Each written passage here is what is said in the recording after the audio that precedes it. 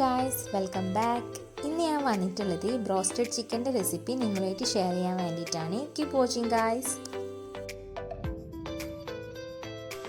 Clean ചെയ്ത് വെച്ചിട്ടുള്ള ചിക്കനാണിത്. ഇതിലേക്ക് ഞാൻ 1 ടീസ്പൂൺ ലെമൺ ജ്യൂസ്, 1.5 ടീസ്പൂൺ കുരുമുളക് പൊടി, പാകത്തിന് ഉപ്പ് ഇതെല്ലാം ചേർത്തിട്ട് നല്ലപോലെ ഇതൊന്ന് മിക്സ് ചെയ്തിട്ട് ഒരു 2 മണിക്കൂർ നമുക്കിത് ഫ്രിഡ്ജിൽ റെസ്റ്റ് ചെയ്യാൻ വേണ്ടിയിട്ട് വെക്കണം. ഇങ്ങനെ വെച്ചിട്ടുണ്ടെങ്കിൽ ചിക്കൻ നന്നായിട്ട് സോഫ്റ്റ് ആയിട്ട് കിട്ടും. ഇനി നമുക്കിത് ഫ്രിഡ്ജിലേക്ക് മാറ്റാം. ഇനി നമുക്ക് സെക്കൻഡ് മാഗ്നേഷന് വേണ്ടിയിട്ടുള്ള ഒരു പൗഡർ റെഡിയാക്കിയിട്ട് എടുക്കാം. അതിന് വേണ്ടിയിട്ട് 1 കപ്പ് മൈദ, 1/2 കപ്പ് കോൺഫ്ലോർ, 1.5 ടീസ്പൂൺ കുരുമുളക് പൊടി, 1 teaspoon ginger powder, 1 teaspoon garlic powder, 2 teaspoon Kashmiri red chilli, പാകത്തിന് ഉപ്പ്, 1/4 cup oats, 1/2 teaspoon baking soda. ഇതെല്ലാം ചേർത്തിട്ട് നല്ലപോലെ ഇതൊന്ന് മിക്സ് ചെയ്തിട്ടെടുക്കുക.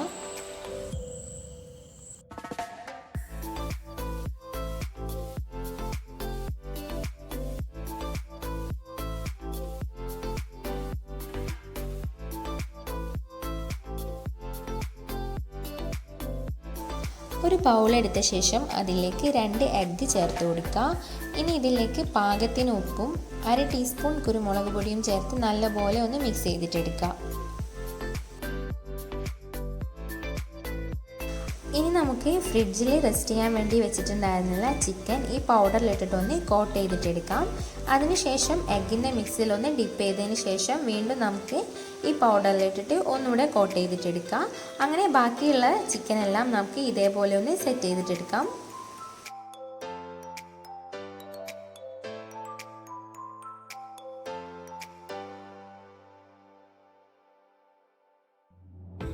ഇനി നമുക്ക് ചിക്കൻ ഒന്ന് ഫ്രൈ ചെയ്തിട്ടെടുക്കാം. അതിന് വേണ്ടിയിട്ട് നമുക്ക് വേണമെങ്കിൽ കുക്കർ യൂസ് ചെയ്യാം. ഞാൻ ഇതേപോലെയുള്ളൊരു പാത്രത്തിലാണ് ഫ്രൈ ചെയ്തിട്ടെടുക്കുന്നത്. ഇതിലേക്ക് കുറച്ചധികം ഓയിൽ ഒഴിച്ച് കൊടുക്കുക. ചിക്കൻ ഒന്ന് മുങ്ങി ഫ്രൈ ആയി കിട്ടുന്ന രീതിയിൽ നമുക്കിതിലേക്ക് ഓയിൽ ഒഴിച്ച് കൊടുക്കണം. അതിനുശേഷം മീഡിയം ടു ലോ ഫ്ലെയിമിലിട്ടിട്ട് ഒരു 8 മിനിറ്റോളം നമ്മൾ ഓരോ ചിക്കൻ പീസസും ഒന്ന് ഫ്രൈ ചെയ്തെടുക്കുക.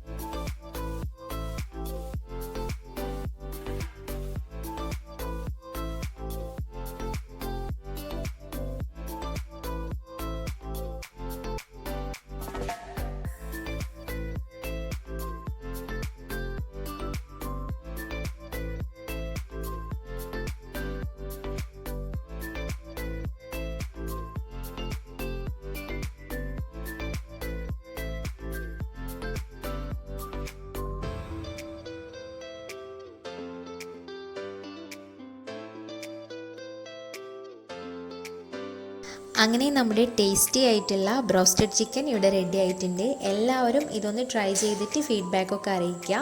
Thanks for watching guys.